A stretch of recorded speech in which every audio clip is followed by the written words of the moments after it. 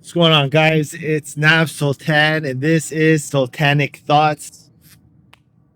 I got a new video for you guys, and I got a special one for you guys because the last video I made on Thailand, it got a whole bunch of views, the most ever. Thanks for everybody who watched. Thanks for everybody who commented. Thanks for everybody who shared. Um, and some of the people were saying like, "Yo, we're gonna get another Thailand video. When are we gonna make another Thai video?" And then one of my friends was saying, "Bro, make another Thai video because obviously YouTube, is pushing that on you. So, we're still gonna talk about all the other stuff we talk about, but this one's another Thai video, and I'm gonna have some more. I'm gonna have all kinds of videos, but today's video is gonna be about the biggest victims in Thailand. Okay, and here's the thing, a little bit of a backstory about what I want to talk about. I got to set the scene first. So there's this beach town, and it's maybe like an hour and a half away from Bangkok, and it's basically like dirtbag city. Like from up above, it looks like a beautiful beach town. You got this curved beach, and then there's all these hotels and restaurants, built on the side, and it looks really good from far away. But once you get close, it's greasy. I mean, you got hundreds of thousands of prostitutes lined up on the beaches. You have bars that are strictly there for prostitution. You have chicks with balls. You know what I mean? And you guys got dirt bags from all over the world. You know what I mean? You got European dirt bags. You got African dirt bags. You got Middle Eastern dirt bags. And the most famous dirt bags are the Indian dirt bags, because these guys take it to a whole nother level. These guys, you'll see 8, 9 Indians surrounding one prostitute on the beach, and they're like sitting there bargaining for a group gangbang discount. I mean, the place is called Pattaya. Some of you guys know, and it's probably the best place in the world to just grab a beer and people watch. You can literally sit there and just watch people all day and find all kinds of unintentional humor. And prior to going to Thailand, I read about this place, but it didn't interest me. I would watch videos, and the Thai girls are beautiful, don't get me wrong, but like the ones I would watch in these YouTube videos from this bar, they just looked really like redneck, farmed out. I was like, yo, I'm not with it. You know what I mean? But I had gone to Bangkok when I first got to Thailand, and there was this girl who was kind of hanging around me for like a week and a half, and I was using her to find a place to rent and get the local pricing, and she kept pushing me to go to this one place, like this one area, and I was like, I don't like this area. I want to live by the MRT, the subway station.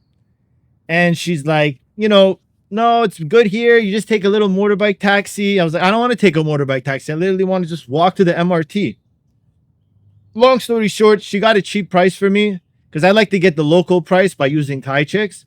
And then I show up on the day and get the keys, and pay the Thai price. But long story short, the rental didn't work out. And then I found out she only wanted me to rent that area because it was close to her work. She basically just wanted to live off me.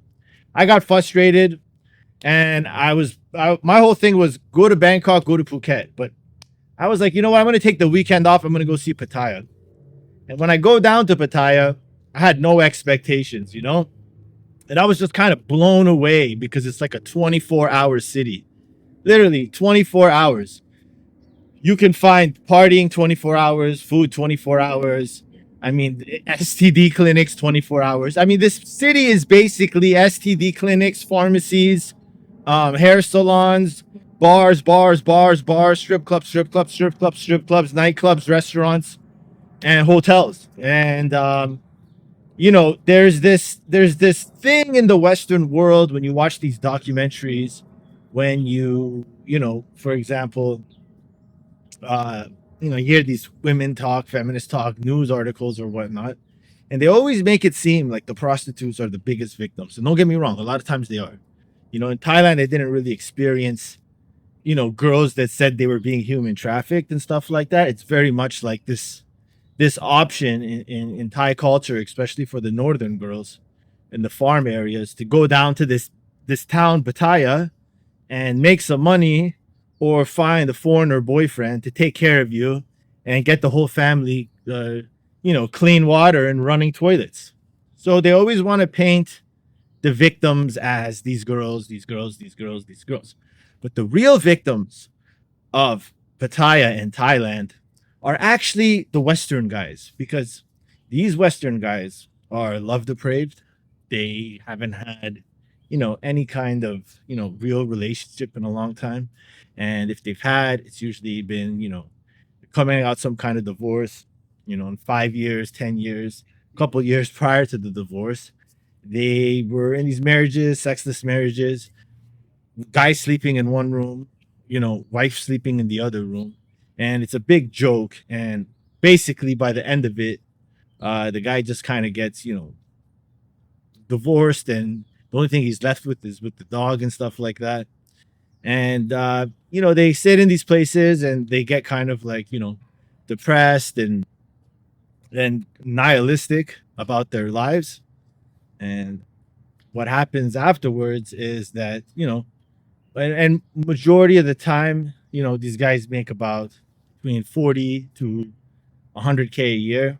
So, 100K a year isn't much in the Western world anymore.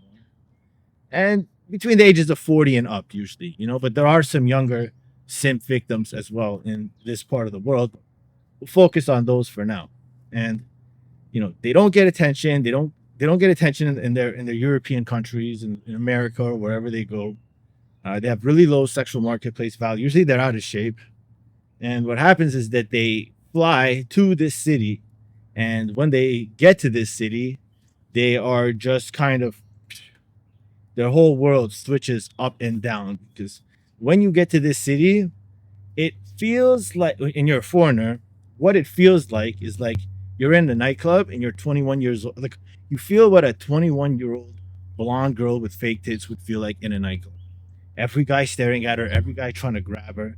And it's the same in this city. As soon as you start walking around this city, girls are constantly trying to pull you into bars, calling you handsome, just basically like attacking you, And obviously it's transactional, it's for financial reasons. But still, guys, they don't experience this kind of attention. And when these guys that, are so love depraved and not getting attention back home end up in these places, they got the pink shades on. They don't want to believe that they're not really handsome. They don't want to believe that this chick is only after the money, because their lives have been so miserable for so long that they want to hold on to this sense of hope that has come over them from, this female attention. Because guys, end of the day, man, if we have money and we have this and we have that and we have this, we can maintain some level of contentment. But end of the day, when we have a chick that we really care about, we feel like she's the one and we can provide for her, there's this next level of happiness that comes with it. And it just makes everything in life a little bit sweeter. So, these guys go there very naive. And a lot of the women in this town, they've been groomed.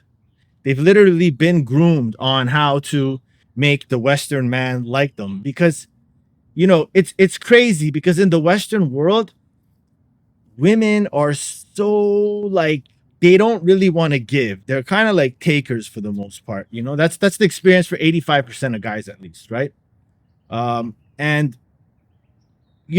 they end up with these relationships and marriages with really, really ungrateful women, women that become very emotionally cold. And what happens is that when they go to a place like Thailand, these girls give them the bare minimum, bare minimum, absolute bare minimum. But since what they were experiencing before was so trash, it seems like, oh my God, this chick is perfect. I gotta hold on to her. I can't let her go. This is a 1 in a million, but she's just giving you the bare minimum, bare minimum. And these guys, usually they're there for, 2-week vacations, and they're enjoying themselves. They're spending money on themselves. They're spending money on the girls. They're taking these girls to islands. They're taking these girls to vacations. They're taking these girls to restaurants. Man, you'll even see some of these guys show up to the brothel with a bouquet of flowers for the girl. Like this girl literally just went through, you know, 3, 4 dudes during the day, and this guy shows up with flowers. I've seen. That's what I mean when I say it's the best place that people watch. I seen like a Italian dude, you know, in his 40s, good shape, you know, not bad looking, you know what I mean? There was nothing about his face where I was like, oh, this guy, there's no way he's not getting anything. And he's literally slow dancing with like a prostitute in the bar, you know? It's like really, it's when I say it's the best place for people watching, it's literally the best place for people watching. And these guys, they really, in that 2 weeks, they're on a high. They're on a real high. And what happens to them is when the 2 weeks is done, they got to go back to their miserable country, England, Belgium, Germany, all these bland, boring countries. You know what I'm trying to say? Where everything is gray, kind of socialist. There's no soul, you don't get that soul when you visit a lot of these European countries. You get the history and the architecture and all that stuff, but it lacks this soul, this passion. And they go back home and they're miserable. Like I talked in the other video, that contrast, why Thailand ruins your life, they experience it back in their country. And all they get to kind of brighten up their day is that, that 10-minute, 20-minute, FaceTime call with the Thai girl, and they live for this stuff, man. I'm telling you, I've smashed chicks in Thailand. And after I was done, the chick's been like, shh, don't say anything.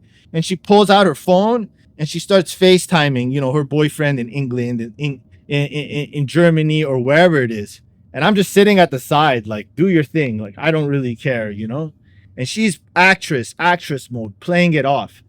And these guys go back home, and really miss Thailand. They really miss these girls. And the girl kind of starts to finesse them, like, oh, I don't want to work in the bar anymore. I just want to stay with you. All I need is, $400-500 a month. And then I can go live back home with my mom and take care of her and stuff. And, this guy's sitting there like, okay, yeah, like they don't want their chick out there servicing sausages. So they sit there and they give this girl money. But, this girl has like 10, 15, 20 guys like this. Every time a guy comes, she plays the role 1-2 weeks.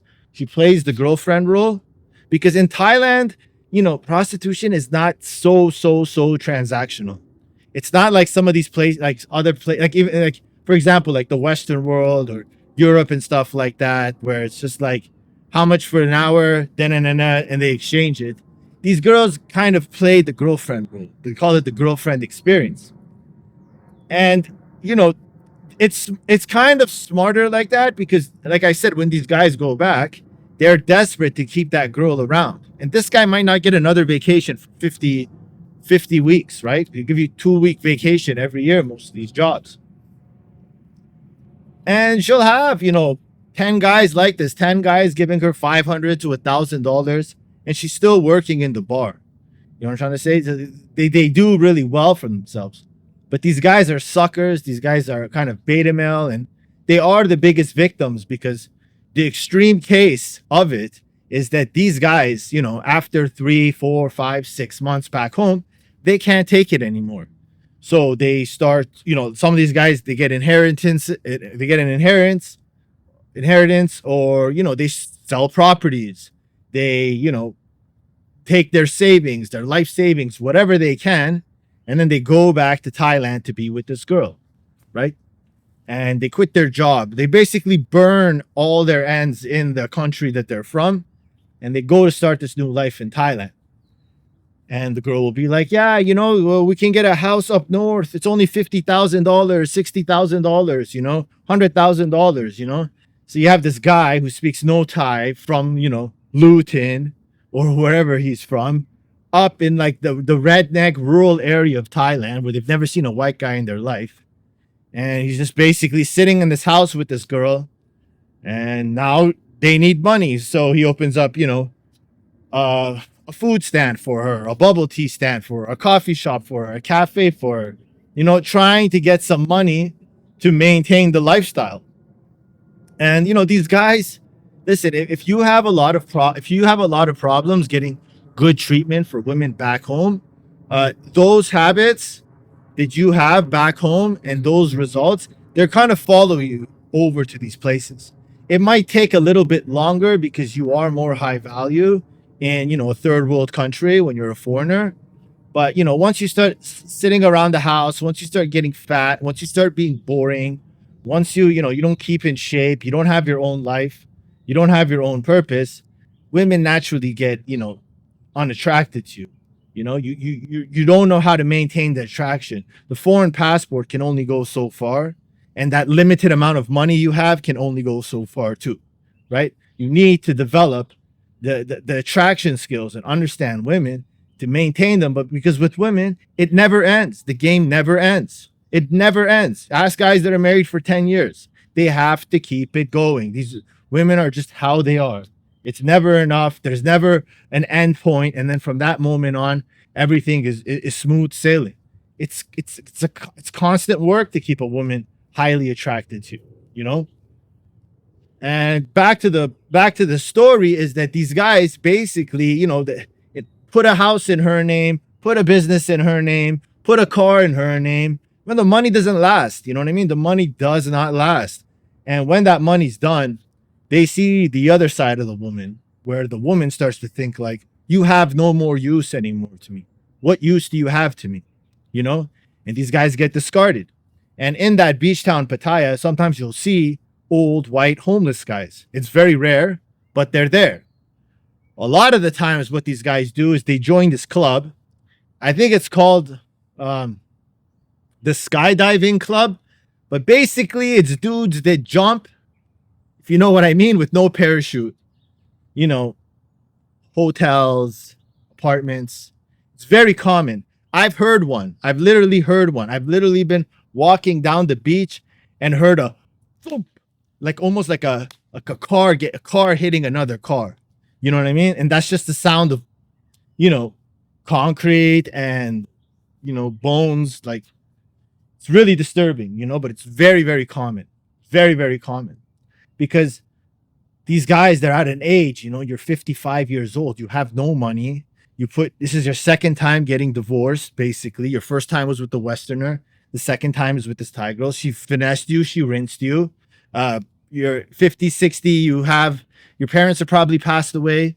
You have brothers, you have sisters. They have their own family. You can't be a burden to them.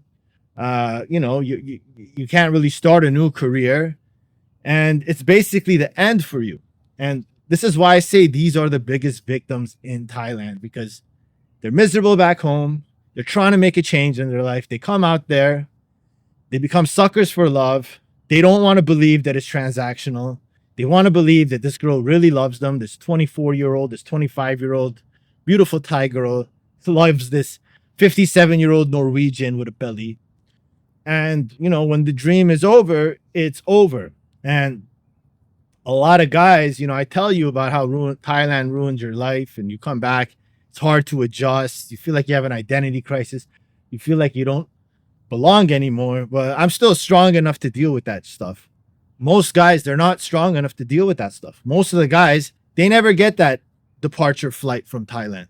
You know what I mean? They bury themselves there. They end up there. And that's why I say they are the biggest victims, and it's unfortunate. It is what it is, end of the day. It doesn't say anything about Thai people in general. Pattaya, that city, I noticed that when I go there, I see the worst side of Thai people, right? I feel like that city alone attracts like the worst of the worst foreigners, the worst girls, the worst guys, because even as a Thai guy, I wouldn't feel comfortable being in a city where, these guys from Bangladesh and these guys from New Delhi are basically, sleeping with, a girl who's basically from my ethnicity for like $30. That would piss me off. That would bother me, right? So I understand why they have some resentment, but in general, I like Thai people. Thai people are cool. They never gave me any problem. But in that one city, I feel like all the Thais that go to that one city, they're only there to get money. They don't actually like that place. They're just there to extract it. And yeah, that's pretty much it, you know. And it's not just old guys. A lot of young guys do this too. A lot of young guys, you know, they're in their 20s. They're not good with women out here, and they go there and they fall in love. I had a Norwegian friend there. Once he invited me on a Sunday to this place in downtown, in like basically the party section of Patong during the day. And I went there and I was talking to him, and then he introduced me to his friend. His friend was another Norwegian guy, and he didn't speak much English, but he was just like very like antisocial to himself. And then I see like this 18-year-old cute Thai girl sitting there with him, can't speak a word of English, and my friend's like, "Oh, this guy loves this girl. She found him at a bar and stuff like that." I was like, "What a sucker," you know what I mean? And he was treating her like, "This is mine. This is mine." Nobody talked to her, you know. And I didn't speak Norwegian. If I did, I would have told him, "Brother, it's only your turn. It's not yours." And a year later, my Norwegian friend, when he came back, I was talking to him, and I was like, "Whatever happened to that guy with that Thai girl?" And he's like, "Oh, he went back to Norway and, you know, put something around his neck." So it happens to the young ones too, you know. That's the thing with love, bro. The harder you love, the harder it hurts, the bigger the wound. And, you know, it is men's mental health month too. Maybe I should make a video about that, to be honest. I think I will make a video about that, to be honest, because that's a very important topic for you guys. And, you know, you got to be strong out here, man. You got to really be strong out here. You got to understand no one's coming to save you. No one's ever going to love you like your mother loves you. Some of you guys get lucky. You find good women who are loyal and stand by your side and do right by you. But most of us, you know what I mean? We get a couple of good months out of a girl, and then she shows her true self. You know, we get a good year out of a girl, and then her friend gets in her ear. Instagram gets in her ear. It's an unfortunate thing, but at the end of the day, you know, your love has to come from within. You know, if you try to look for it externally, especially at a bar in Thailand, sorry, bro, you're kind of a dummy. You know what I mean? You're kind of a dummy. And yeah, I guess that's this video. I think I'll just end it on there. I probably, as soon as I hit stop, I'm going to think about 2, 3, 4 things to say.